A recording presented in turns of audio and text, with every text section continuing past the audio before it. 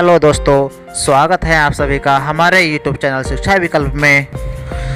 दोस्तों, सब्सक्राइब कीजिए हमारे चैनल को और साथ ही साथ हमारे वीडियो को लाइक कीजिए और शेयर कीजिए अपने दोस्तों के साथ। आइए शुरू करते हैं आज की क्लास। क्वेश्चन नंबर 1, भारतीय संविधान की प्रस्तावना में समाजवादी शब्द किस संशोधन द्वारा लाया गया था?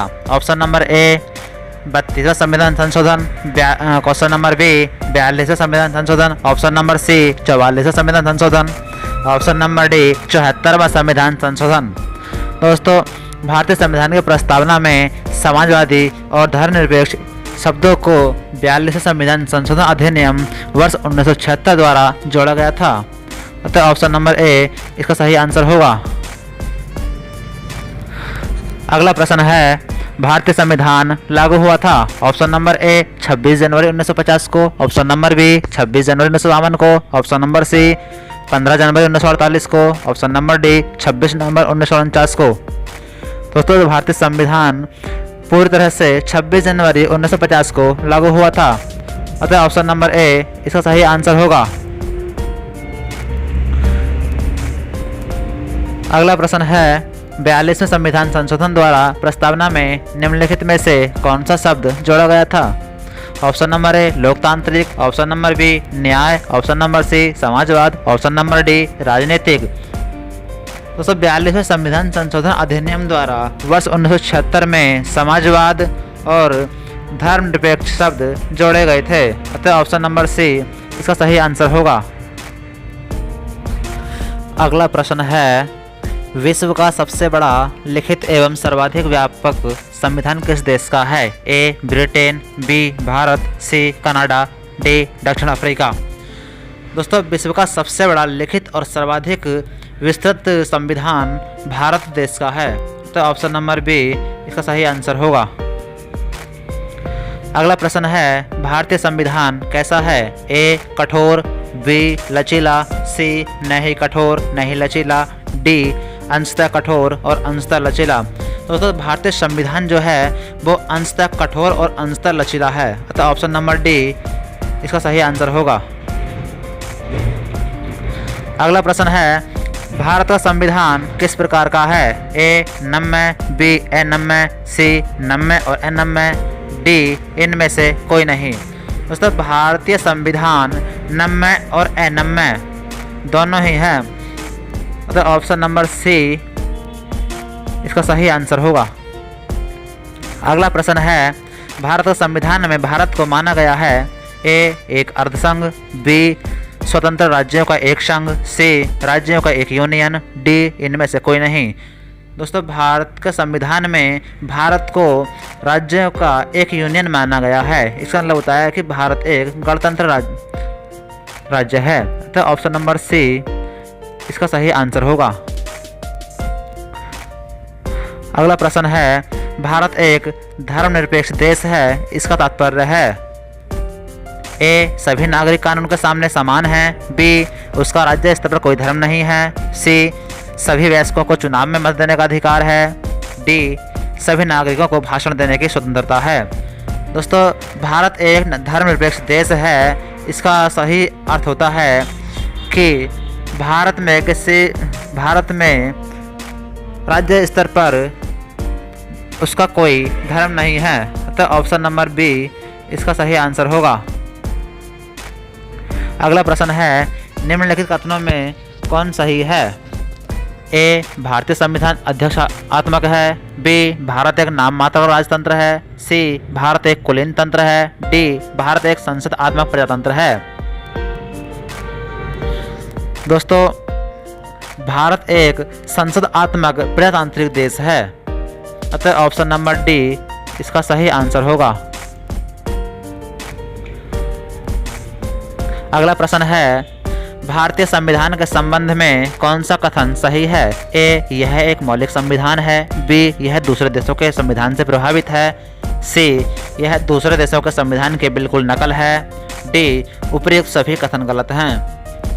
दोस्तों, भारतीय संविधान दूसरे देशों के संविधान से प्रभावित है।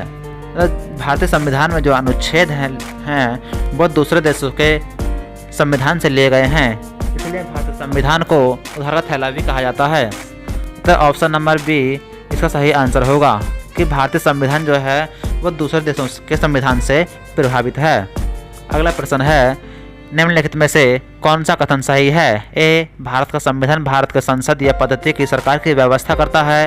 बी, भारतीय संविधान द्वारा स्वतंत्र न्यायपालिका की स्थापना की गई है। सी, भारतीय संविधान भारत में विधि के शासन की व्यवस्था करता है। डी, उपयुक्त सभी। दोस्तों,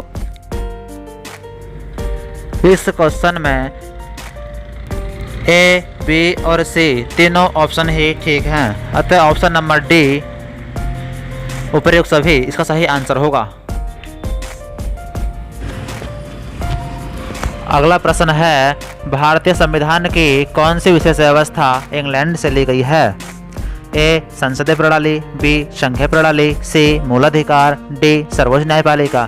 दोस्तों, भारतीय संविधान की संसदात्मक प्रणाली ब्रिटेन के इंग्लैंड से ली गई है, तो ऑप्शन नंबर ए इसका सही आंसर होगा। अगला प्रश्न है, भारतीय संविधान का कौन सा लक्षण आयरिश संविधान से अनुप्रेरित है? ए, नीति निर्देशक सिद्धांत। बी, राज्यसभा में सदस्यों का मनोनयन। सी, राष्ट्रपति के निर्वाचन की प्रक्रिया। डी, मौलिक कर्तव्य। दोस्तों, भारतीय संविधान में उल्लिखित नीति निर्देशक तत्व या नीति निर्देशक सिद्धांत आयरिश मतलब आयरलैंड के संविधान से लिए गए हैं, तो ऑप्शन नंबर ए इसका सही आंसर होगा। अगला प्रश्न है, भारतीय संविधान का सबसे बड़ा एकाकी स्रोत है? ए, ब्रिटिश शासन। बी, यूएसए का bill of rights. C, government of India act 1919। D, government of India act 1935।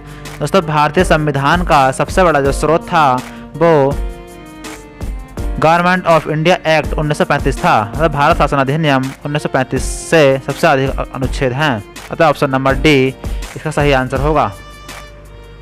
अगला प्रश्न है, भारत की संघीय व्यवस्था किस देश की संघीय व्यवस्था से अधिक समानता रखती है? Option number A, Australia. B, Canada. C, America. D, Ireland. दोस्तों, भारत की संघीय व्यवस्था कनाडा की संघीय व्यवस्था से सबसे अधिक समानता रखती है, अतः ऑप्शन नंबर बी इसका सही आंसर होगा।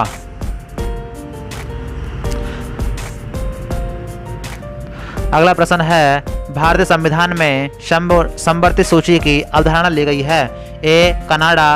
B, Australia. C, USA. D, Great Britain. दोस्तों, भारतीय संविधान की समवर्ती सूची को ऑस्ट्रेलिया के संविधान से लिया गया है, अतः ऑप्शन नंबर बी इसका सही आंसर होगा। अगला प्रश्न है, भारतीय संविधान के अंतर्गत संघ और राज्यों के बीच शक्तियों का विभाजन किसकी प्रेरणा पर आधारित है? A, America. B, Canada. C, Switzerland. D, पूर्व सोवियत संघ। दोस्तों, भारतीय संविधान में जो शक्तियों का बंटवारा हुआ है राज्य और केंद्र के बीच, वो बी इस प्रश्न का सही आंसर होगा। अगला प्रश्न है, भारतीय संविधान में मौलिक कर्तव्य का विचार लिया गया है? ए, अमेरिकी संविधान से। बी, ब्रिटिश संविधान से। सी, रूस के संविधान से। डी, फ्रांस के संविधान से। दोस्तों, भारतीय संविधान के मौलिक कर्तव्यों को रूस के संविधान से लिया गया है, अतः ऑप्शन नंबर सी इसका सही आंसर होगा।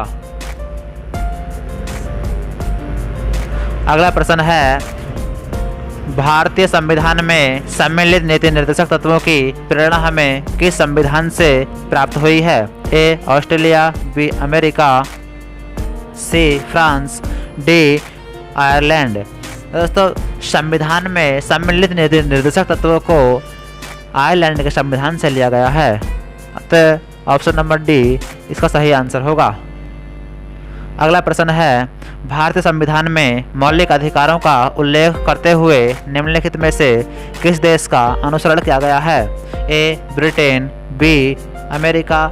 सी, ऑस्ट्रेलिया। D, Switzerland. दोस्तों, भारतीय संविधान में सम्मिलित मौलिक अधिकारों को अमेरिका के संविधान से लिया गया है, अतः ऑप्शन नंबर बी इसका सही आंसर होगा। अगला प्रश्न है, भारत में सरकार की संसदीय प्रणाली कहाँ से ग्रहण की गई है? ए अमेरिकी संविधान, बी रूसी संविधान, सी ब्रिटिश संविधान, डी स्वीडिश संविधान। दोस्तों भारतीय संविधान की जो संसदात्मक प्रणाली है उसे ब्रिटिश संविधान से लिया गया है, तो ऑप्शन नंबर सी इसका सही आंसर होगा। अगला प्रश्न है, भारत के संविधान निर्माताओं ने न्यायिक पुनरावलोकन के विचार को ग्रहण किया? ए ब्रिटेन से, बी फ्रांस से, सी स्विट्जरलैंड से, डी अमेरिका से। दोस्तों भारत के संविधान निर्माताओं ने न्यायिक पुनरावलोकन को अमेरिका के संविधान से लिया, तो ऑप्शन नंबर डी इसका सही आंसर होगा। अगला प्रश्न है, कानून के समान संरक्षण वाक्य कहाँ से लिया गया है? A America, B Britain, C Canada, D Australia. दोस्तों संविधान में लिखित कानून के समान संरक्षण वाक्य अमेरिका के संविधान से लिया गया है, अतः ऑप्शन नंबर ए इसका सही आंसर होगा। अगला प्रश्न है, भारतीय संविधान में आपात संबंधी उपबंध भारत शासन अधिनियम 1935 और ... के संविधान से लिया गया है? ए दक्षिण अफ्रीका, बी जर्मन के वीमर संविधान से, सी कनाडा से, डी पूर्व सोवियत संघ से। दोस्तों भारतीय संविधान में लिखित आपात संबंधी उपबंध को भारत शासन अधिनियम 1935 और जर्मनी के वीमर संविधान से लिया गया है, अतः ऑप्शन नंबर बी इसका सही आंसर होगा। अगला प्रश्न है, भारतीय संविधान में राज्य नीति के निर्देशक सिद्धांतों की संकल्पना कहाँ से ली गई है? ए आयरलैंड व स्पेन से, बी यूएसए और यूके से, सी यूएसएसआर और चीन से, डी जापान और कोरिया से। दोस्तों भारतीय संविधान में राज्य नीति निर्देशक सिद्धांतों को आयरलैंड व स्पेन के संविधान से लिया गया है, अतः ऑप्शन नंबर ए इसका सही आंसर होगा। अगला प्रश्न है, राष्ट्रपति द्वारा राज्यसभा के सदस्यों के नामांकन का नियम किस देश के संविधान से लिया गया था? ए संयुक्त राज्य अमेरिका, बी आयरलैंड, सी दक्षिण अफ्रीका, डी फ्रांस। दोस्तों राष्ट्रपति द्वारा राज्यसभा के सदस्यों के नामांकन के नियम को आयरलैंड के संविधान से लिया गया है, तो ऑप्शन नंबर बी इसका सही आंसर होगा। अगला प्रश्न है, संविधान के संरक्षक के रूप में सर्वोच्च न्यायालय का अधिकार विश्व के किस संविधान से लिया गया है? ए स्विट्जरलैंड के संविधान से, बी कनाडा के संविधान से, सी अमेरिका के संविधान से, डी इंग्लैंड के संवैधानिक परंपरा से। दोस्तों संविधान के संरक्षक के रूप में सर्वोच्च न्यायालय का अधिकार को अमेरिका के संविधान से लिया गया है, तो ऑप्शन नंबर सी इसका सही आंसर होगा। अगला प्रश्न है, राज्य के नीति निर्देशक तत्व किस देश के संविधान के आधार पर निर्मित किए गए हैं? ए ब्रिटेन, बी अमेरिका, सी आयरलैंड, डी पूर्व सोवियत संघ। दोस्तों राज्य के नीति निर्देशक तत्वों को आयरलैंड के संविधान से लिया गया है, अतः ऑप्शन नंबर सी इसका सही आंसर होगा। अगला प्रश्न है, भारत में कलेक्टर का पद औपनिवेशिक शासन ने उधार लिया था? ए इंग्लैंड से, बी आयरलैंड से, सी ऑस्ट्रेलिया से, डी फ्रांस से। दोस्तों भारत में कलेक्टर के पद को औपनिवेशिक शासन ने इंग्लैंड के संविधान से उधार लिया था, अतः ऑप्शन नंबर ए इसका सही आंसर होगा। अगला प्रश्न है, विधि के समक्ष समता लिया गया है? ए इंग्लैंड के संविधान से, बी अमेरिका के संविधान से, डी आयरलैंड के संविधान से, डी जापान के संविधान से। दोस्तों विधि के समक्ष समानता का अधिकार को इंग्लैंड के संविधान से लिया गया है, ऑप्शन नंबर ए इसका सही आंसर होगा।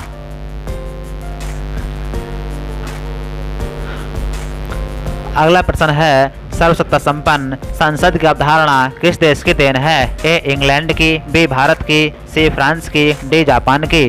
दोस्तों सर्वसत्ता संपन्न संसद की अवधारणा इंग्लैंड के संविधान की देन है, अतः ऑप्शन नंबर ए इसका सही आंसर होगा। अगला प्रश्न है, भारतीय संविधान में मूल कर्तव्यों को शामिल करने का विचार किस देश के संविधान से लिया गया है? A Ireland, B America, C France, D पूर्व सोवियत संघ। दोस्तों भारतीय संविधान में मूल कर्तव्यों को शामिल करने का विचार पूर्व सोवियत संघ के संविधान से लिया गया था, और ऑप्शन नंबर डी इसका सही आंसर होगा। अगला प्रश्न है, भारतीय संविधान द्वारा प्रदत्त मौलिक अधिकारों के स्थगन संबंधी कार्यपालिका के अधिकारों को किस देश के संविधान से लिया गया है? ए आयरलैंड, बी जर्मनी, सी दक्षिण अफ्रीका, डी फ्रांस। दोस्तों, भारतीय संविधान द्वारा प्रदत्त मौलिक अधिकारों के स्थगन संबंधी कार्यपालिका के अधिकारों को जर्मनी के संविधान से लिया गया है। अतः ऑप्शन नंबर बी इसका सही आंसर होगा। अगला प्रश्न है, संयुक्त राज्य अमेरिका के संवैधानिक आदर्शों पर भारतीय संविधान में कौन कौन सी व्यवस्था शामिल की गई है? ए संघीय व्यवस्था, बी मौलिक अधिकार, सी स्वतंत्र एवं निष्पक्ष सर्वोच्च न्यायालय और न्यायिक पुनरावलोकन, डी उपयुक्त सभी। दोस्तों, संयुक्त राज्य अमेरिका के संवैधानिक आदर्शों पर भारतीय संविधान में इन सभी व्यवस्थाओं को सम्मिलित किया गया है। अतः ऑप्शन नंबर डी इसका सही आंसर होगा। अगला प्रश्न है, भारतीय संविधान के निर्माण में सर्वाधिक गंभीर प्रभाव निम्नलिखित में से किसने छोड़ा है?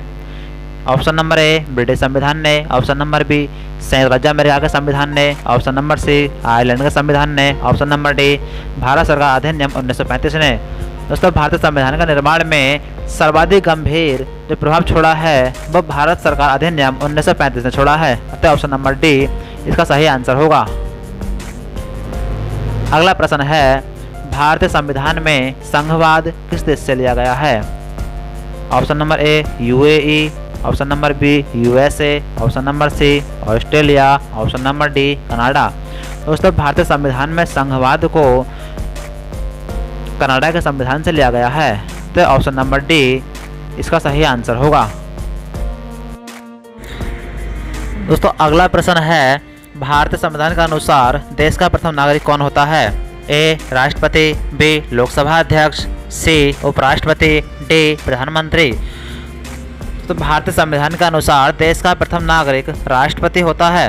तो ऑप्शन नंबर ए इसका सही आंसर होगा।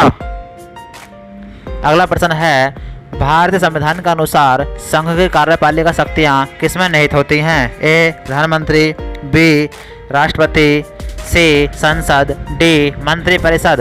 दोस्तों, भारतीय संविधान के अनुसार संघ की सभी कार्यपालिका शक्तियाँ राष्ट्रपति में निहित होती हैं। अतः ऑप्शन नंबर बी इसका सही आंसर होगा।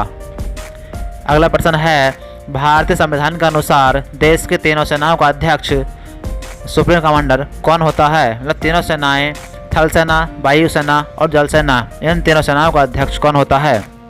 ए राष्ट्रपति, बी उपराष्ट्रपति, सी थल सेना अध्यक्ष, डी फील्ड मार्शल। दोस्तों, भारतीय संविधान के अनुसार देश की इन तीनों सेनाओं का अध्यक्ष राष्ट्रपति होता है। अतः ऑप्शन नंबर ए इसका सही आंसर होगा। अगला प्रश्न है, भारत का राष्ट्रपति होता है? ए भारत का वास्तविक शासक, बी राज्य का संवैधानिक अध्यक्ष, सी राज्य और सरकार का अध्यक्ष, डी बहुमत दल का नेता। दोस्तों, भारत का राष्ट्रपति प्रत्येक राज्य का संवैधानिक अध्यक्ष होता है। अतः ऑप्शन नंबर बी इसका सही आंसर होगा। अगला प्रश्न है, भारत में सभी रक्षा बलों का सर्वोच्च कमांडर है? ए रक्षा मंत्री, बी आर्मी स्टाफ का अध्यक्ष और एयर मार्शल, सी प्रधानमंत्री, डी भारत का राष्ट्रपति। दोस्तों, भारत में सभी रक्षा बलों का सर्वोच्च कमांडर भारत का राष्ट्रपति ही होता है। तो ऑप्शन नंबर डी इसका सही आंसर होगा। अगला प्रश्न है, भारत के राष्ट्रपति के लिए आवश्यक योग्यता नहीं है? ए वह भारत का नागरिक हो, बी वह 35 वर्ष से अधिक आयु का हो, सी उसमें लोकसभा के सदस्य के लिए निर्धारित सभी योग्यताएं हों, डी वह संसद के किसी तरह का सदस्य हो। तो भारत के राष्ट्रपति के लिए आवश्यक योग्यता जो नहीं है वह संसद के किसी सदन का सदस्य हो। मतलब राष्ट्रपति होने के लिए लोकसभा का सदस्य होना जरूरी है। तो ऑप्शन नंबर डी इसका सही आंसर होगा। अगला प्रश्न है, भारत का राष्ट्रपति निर्वाचित होने के पात्र बनने के लिए किसी व्यक्ति की आयु पूर्ण होनी चाहिए? दोस्तों, भारत का राष्ट्रपति बनने के लिए कम से कम 35 वर्ष की आयु चाहिए। अतः ऑप्शन नंबर डी इसका सही आंसर होगा।